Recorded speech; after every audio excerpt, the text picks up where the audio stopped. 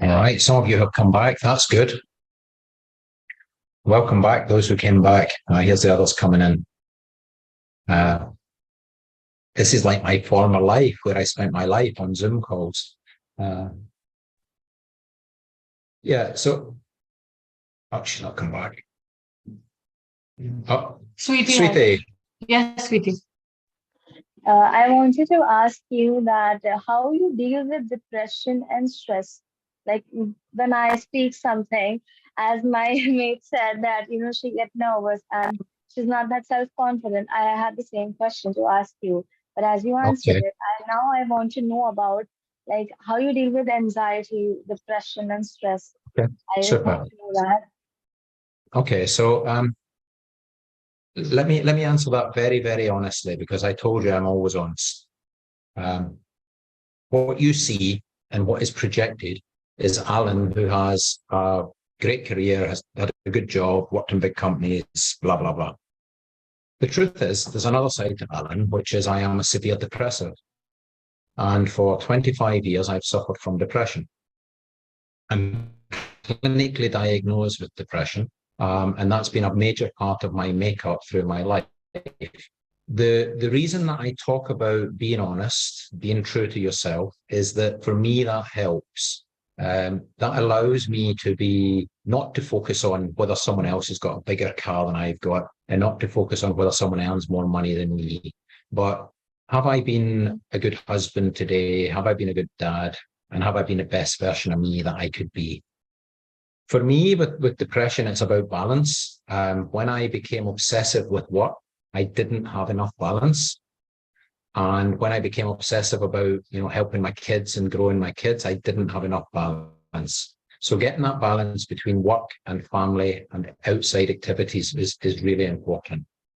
I think for those who can, exercise is a good thing to do. Any sort of, that doesn't need to be running a marathon, that's about, if you can go for a walk, or if you can simply be in a different situation.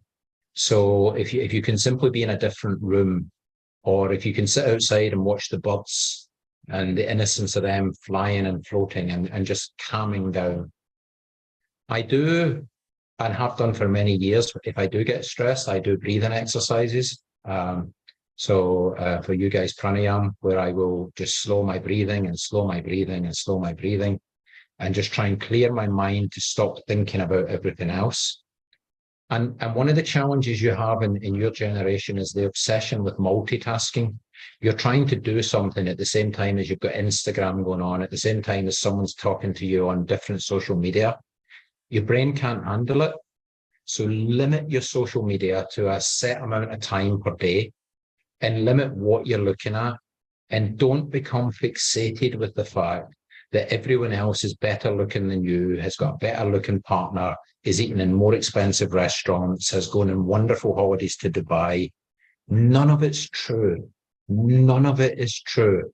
Those people are simply creating with a G, because we're speaking in English, not Scottish. They're creating an environment to simply create an Instagram world. Be happy in the world you're in. Recognize the small things. Yeah. Be polite to the people in the shops. Talk to your neighbors. Say hello to people in the street. Create simple communities close to you that are real people, and they'll come. If your depression is at such a state that it's affecting your health and causing you major problems, get help. If you've got a sore foot, you would go and see a foot doctor. Similarly, if you've got something wrong with your head, don't be ashamed, go and see a head doctor. Yeah. In my life, I have spoken to psychiatrists, psychologists, counselors, coaches, because sometimes you've got so much going on in your head that you need someone just to say to you, okay, let's put that into little boxes. And once we've got it in boxes, we can work out how we handle each of those boxes. But while it's all spinning round about your head and you're trying to watch it and keep up with it, you just make yourself dizzy and it drives you mad. Yeah. And it really can, with depression, it really can drive you mad. So if any of you are at that point where, you know, the stresses of just being a young person today and you need help, do not be ashamed to ask for help. Yeah. I have asked for help. Some of my best friends have asked for help. And I made a conscious decision 7 years ago to start talking about my own illness, so that people could then understand that it's okay to have these illnesses. It's completely normal, and you can have a progressive career doing whatever it is you want to do. And then my final thing, you don't all need to follow the same path that people like me have followed. Follow the path that works for you. Yeah, you're going to be in the working world for 40 years. Pick something you enjoy. If you don't get to it in step 1, get to it in step 2 or step 3, but get yourself towards something that you enjoy. Because if you love what you do, work isn't work. Yeah. Now, with that, I'm going to stop. Yeah, because we've got another speaker who's came in. And Saloni, I'm really, really sorry. I've gone on a bit as usual, because anytime you put me on a stage, I talk a lot. So I'm going to pass you over to Saloni, who's our surprise guest today. So Saloni, over to you. One second, just let me share. Oh, Saloni, not over to you. Yeah. Pet Hi, supporter thank on you. it. We'll be Thanks, there soon. Yeah. Surprise guest. MS in finance and management, and she is also my sister. So she agreed to do this on a very short notice. Thank you so much, Saloni. Yeah. Thank you for having me. Right. So, Yes. hi, everyone. Good morning. My name is Saloni. As you all know, I'm her sister, your teachers, and I'm actually not at all prepared for this. So I'm going to start with questions. So if you have any questions that you want to shoot at me first, and I would really, really appreciate if you all could come on camera and I can see your faces. It's just going to be much, much easier to look at your faces and then, you know, speak to you all. Yeah, if you can, we'll give you 30 seconds. Keep on camera. Perfect. Hello, hi. Vivian, Hello. Rudra, Ikra. Vivan's mother, if you want to ask some question, you can ask in 5 to 10 minutes. Alan is just here. Okay. Your Vivan's mother is also here. Oh, okay. So, yeah. Hello, Vivan's mum. You can keep your camera on, like we can all see you. Yeah. Okay. Thank you. Hi, good afternoon. Sorry, but I'm having some issues with my camera even today. So it's not turning on. It's not allowing me to turn it on. But I hope I'm audible. Yeah, you're audible. You are. Yeah, so good afternoon to you. The session was really inspiring. Me, thank you. Yeah. Yeah, that's wonderful. So this is a question I'd like to ask on behalf of Vivan. Actually, during the COVID, we just decided, just like for the well-being of everyone in the family, we will just kind of discuss and do things that we all commonly would enjoy. So we decided, Vivan has an older sister. So Vivan, his sister and me, we decided to do small things like yoga. We decided to sing together. We decided to draw and all these kind of things. But as COVID was getting over and we started again socializing and meeting people, and Vivan started talking to his friends, he just realized, he was 13 then. So he just realized that he did something so different than what others did. And he was kind of laughed upon. And because when he discussed, people were into video games and watching different kinds of things on Amazon Plus and Prime and Hotspot. So he felt so belittled, he felt so little about himself that now he didn't want to go out for a few days. And it was really difficult for me to get him to understand that it was our choice and we enjoyed what we did. So, and I told him that these things, you can always start watching Amazon whenever you want to. It may even start today. But it was very difficult to convince him for a very long time. He didn't want to talk to me because he just thought he did something that was not very cool.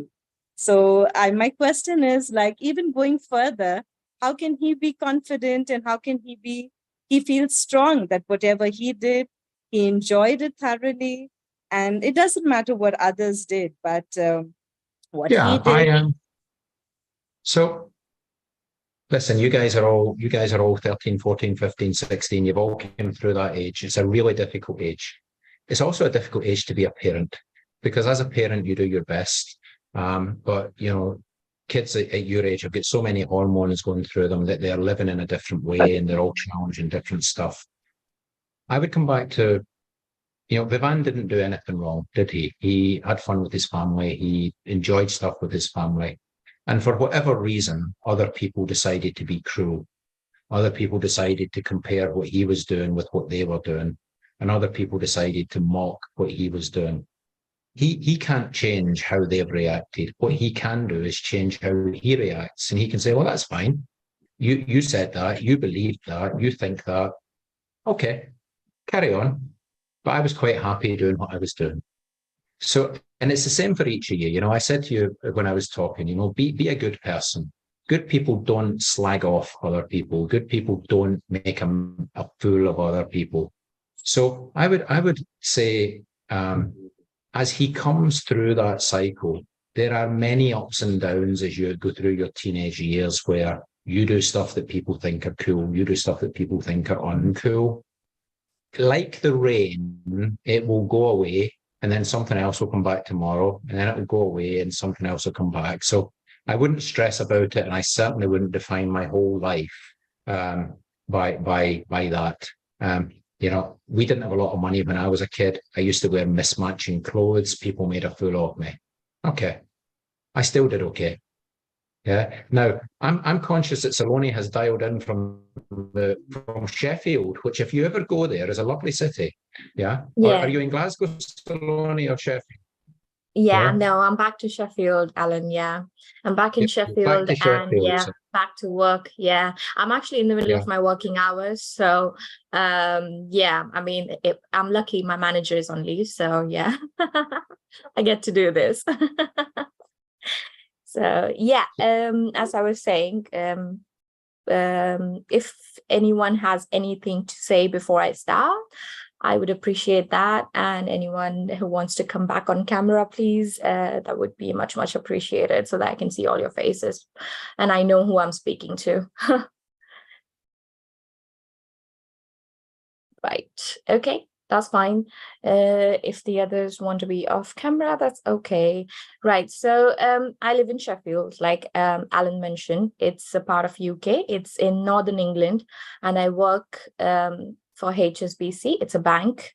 I work here as a wealth engagement officer, which you probably have no idea what it is, but I will tell you what it is. So being a wealth engagement officer is interacting with people on a daily basis and talking to them about their money. So if you have any money, please get in touch with me.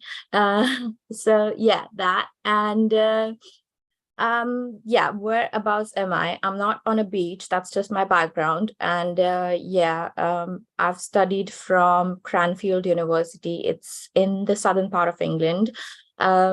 Yeah, I've picked up this accent when I was working for Amazon as a customer service representative. It was for an American process. So yeah, I can still talk in the Indian accent if you want me to.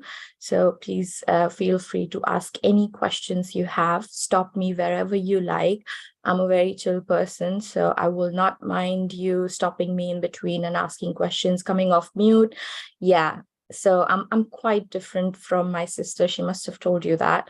So yeah, just that. And do you want me to actually tell you about my journey from the very beginning? Yeah, Saloni.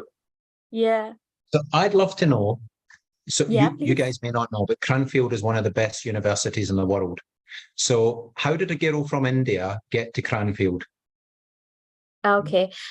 So it's an interesting story. I was not prepared to be at Cranfield. I was trying to come to the UK for a very long time. Since I was 15, I had this dream to live in London. And I used to tell my sister, I still remember telling my sister that, I want to go to London. I want to settle down into London. But then, my father, we have a real army father, you can say. He's not an army, but he is strict. He is disciplined. He keeps us disciplined. So he wouldn't allow me to go so far. Obviously, Indian parents, we have to ask them for permission. And if they don't allow us, then we don't do things. So yeah, I wouldn't apply. I wouldn't go do anything. But then, I actually tried doing different things. So I'll start.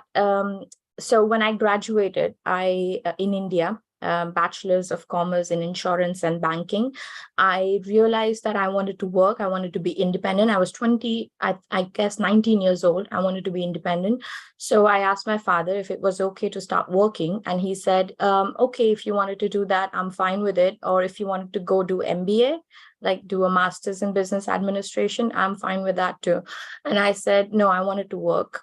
So I went working. I started working when I was 19 years old in a company called Arthur J. Gallagher. It's an American firm. It's an insurance firm. So I worked into the back office. And then after 2 years, my dad said, why don't you do something interesting? Why are you just being a corporate puppet? Why just working for the corporate? Do something interesting, do something for yourself. And I said, okay, what do you want me to do? And he said, why don't you try competitive examinations like UPSC? He had been trying to convince me to do that for a very long time. And I had tried doing it, but I didn't really like it. So I quit my job. I gave my full dedication to studying for UPSC for 1 year. I did everything I could. I stopped meeting up with friends. I stopped hanging out. I did everything I could for that 1 year. But even after that, I realized even if I were to be an officer, I don't think my qualities that I have. So I'm a very, you can say honest. I'm a very honest person, and I'm a very blunt person. I can say anything I feel to just like that. And in the profession of being an officer, I felt at that time that, I wouldn't be accepted, and I don't think I can make a career out of this. So then I went back to corporate. I started working for Amazon. And after working 1 year into Amazon, I realized I could achieve my dream of going to London that I was dreaming since I was 15. And that's how I ended up in Cranfield University. I worked really hard until the very last day of my visa arrived into my hometown. My dad was convincing me not to go because he didn't want me to be so far from the family. But I asked him to please let me do this one thing for once, the one thing that I've wanted to do since I was 15, and he agreed with it. And now he is very, very happy that I got enrolled into Cranfield. I graduated into being Masters of Science in Finance and Management, and now I landed a good job.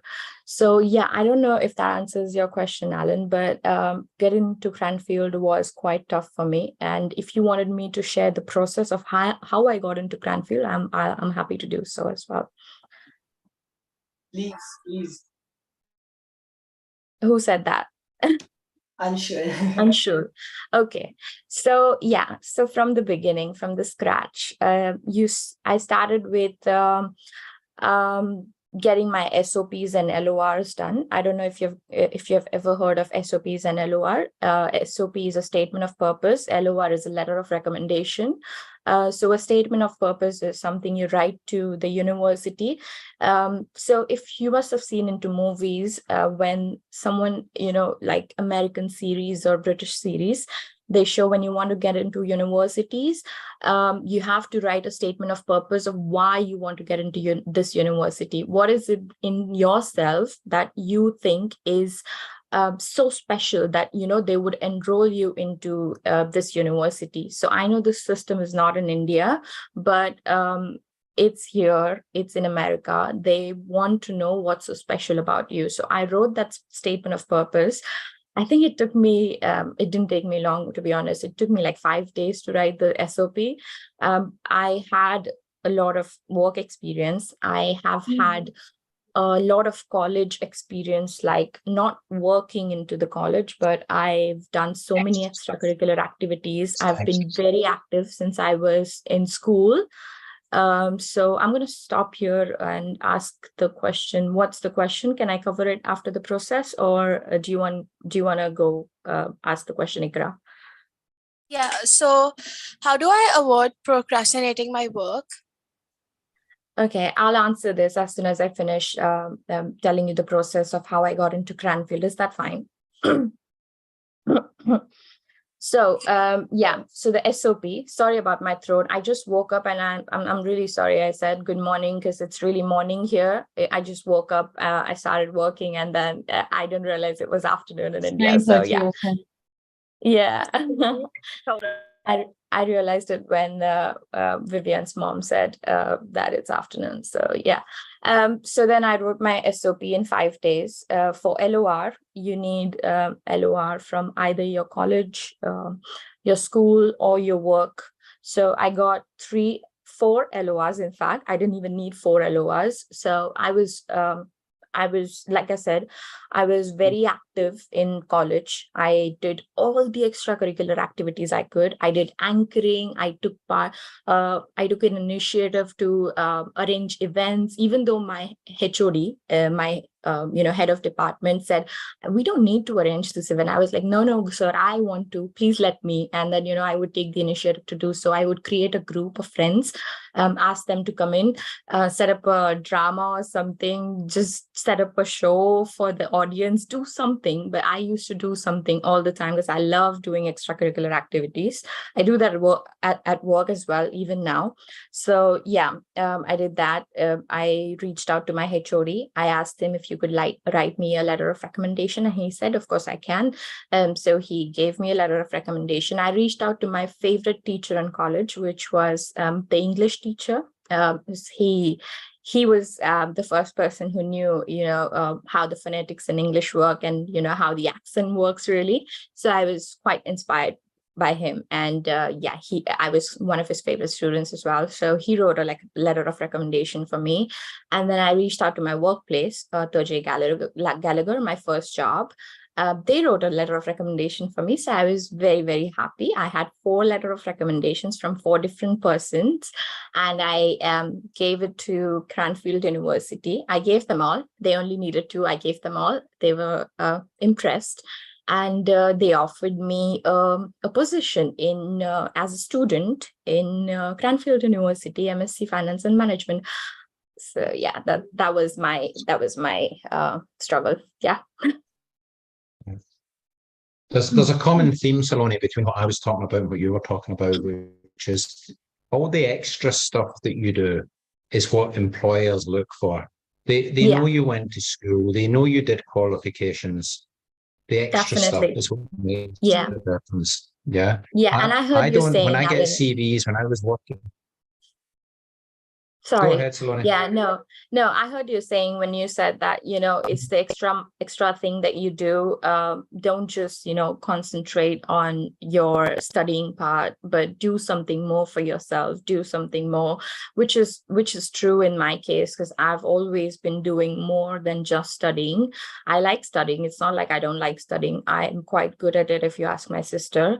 But I can be very dedicated, but I'm not just a person who is who just likes to do one just focus on something and not do anything else. I like to do so many other things. Even at work, I take the initiative to be the head of fun committee, and if there's a fun committee, I want to be the head of the fun committee, and I want to arrange events. I want people to engage. I want employees to, do more than just work together, So yeah, that's something you can think about.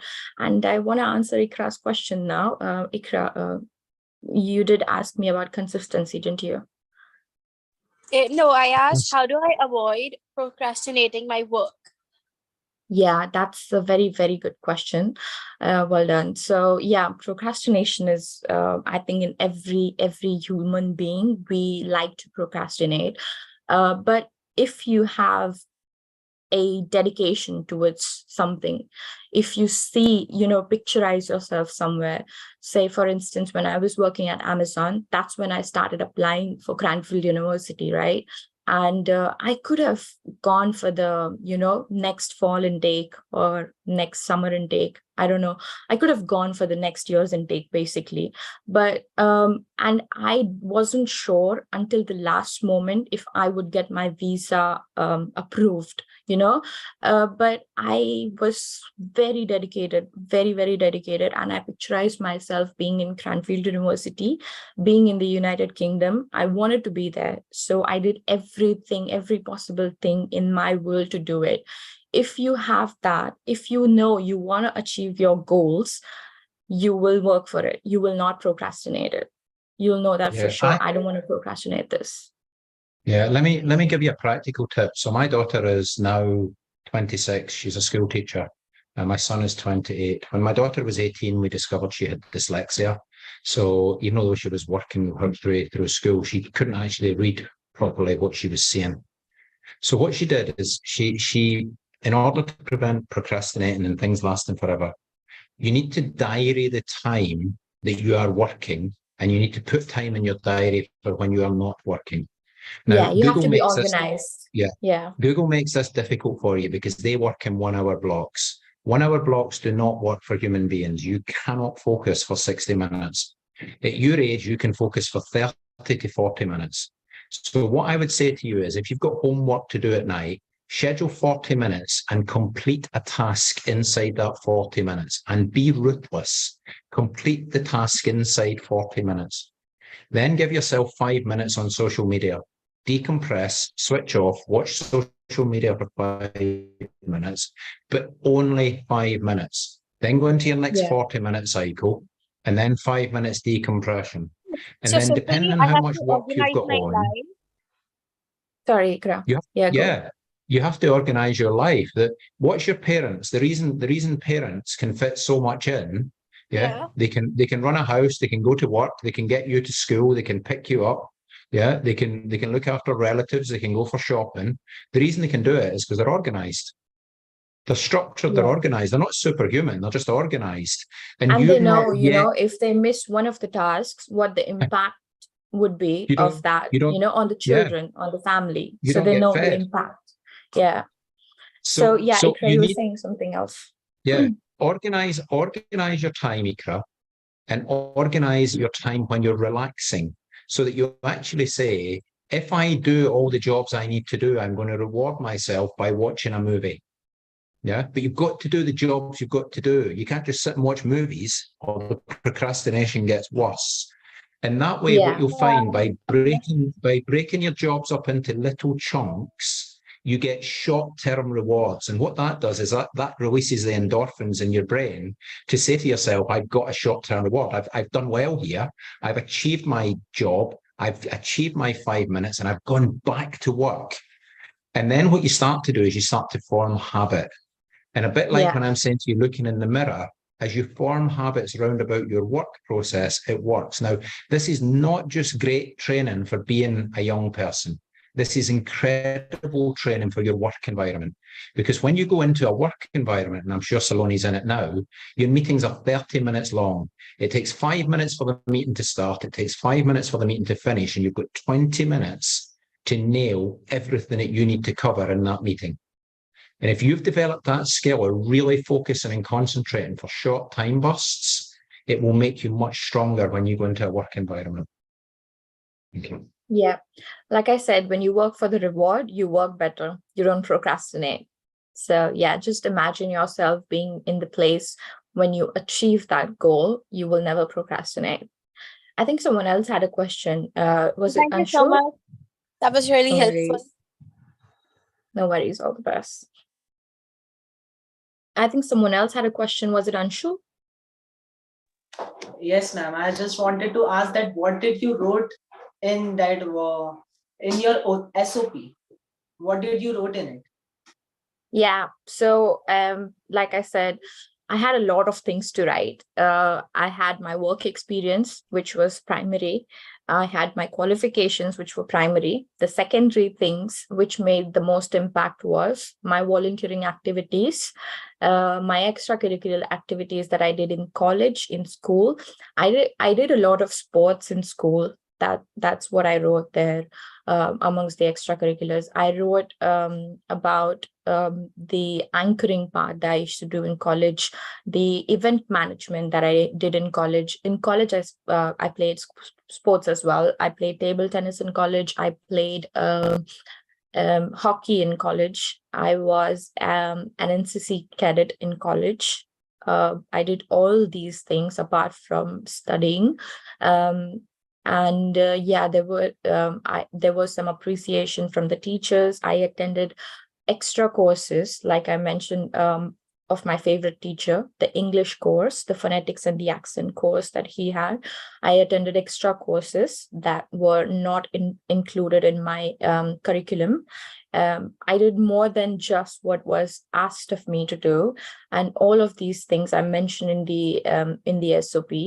When you speak to your friends, when you speak to your family, what is it that they come to you for? That's what I wrote in my SOP. So yeah, all these things I included in my SOP.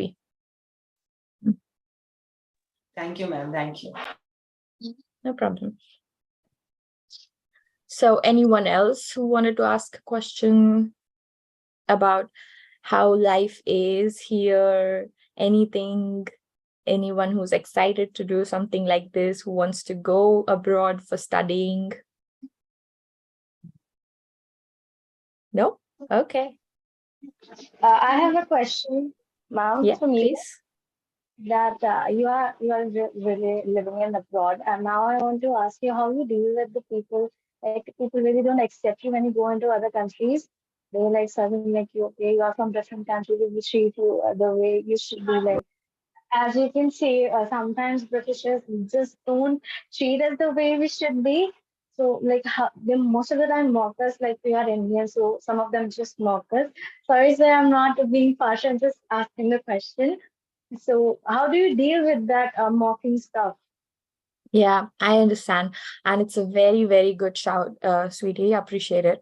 So what I did was I'll just share my experience here. So I started studying at Cranfield. I made only Indian friends here, first of all.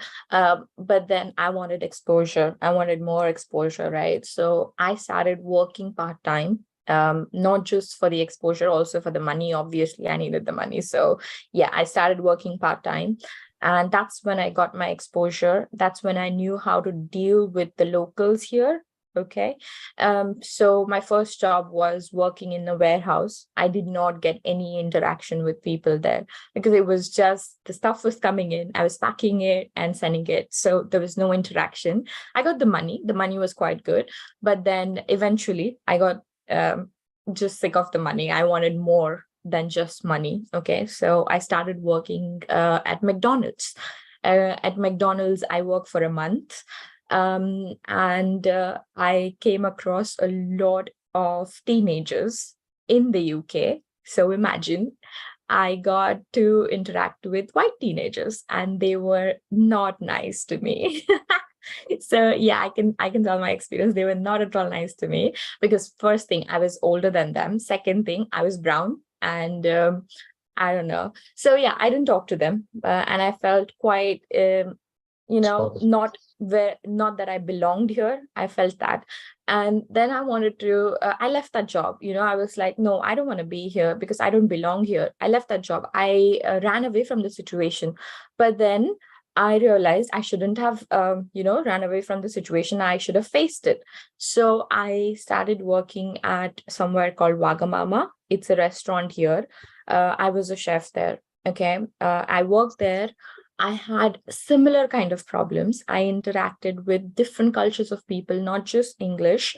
I interacted with Romanians. I came across Polish people.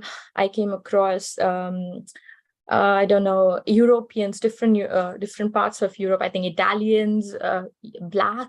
There were so many other races, working in the kitchen, outside the kitchen, and I interacted with them. And because I was working as a chef and I had the qualities to do what it took to be a chef, I could make a conversation with them about professional things. And I did face a lot of problems there as well. I wouldn't say that, but I didn't quit. I didn't quit until I finished my uni. So I worked there for 7 months, 7, 8 months, I think. Yeah. I worked there even though I had so many problems, because I knew that I had the qualities in myself that I can start a conversation with other, people that are not from my culture, people those are different from me. And I treated everyone. I always treated everyone equal. It's just that I faced that interaction and I faced those reactions from others. But in this scenario, when I faced those things, I knew that I had something to put in there, put in front of them, my qualities, So I just made myself strong. I just made myself to look different, or you can say to look shinier in front of them, so they couldn't put me down. So yeah, I don't think anyone tried to put me down there, but you always have arguments. Don't you have arguments in family? Don't you have arguments in with friends? We have arguments, but it's just that we kind of make ourselves feel different, which we shouldn't. We should just make ourselves feel like we belong here and we deserve to be here. That's how you get over it. Yeah. Yeah. Saloni, I would say to you, so I brought my kids up on one rule, which is good people are good, bad people are bad. That's it. Yeah. Color, faith, who cares? Yeah.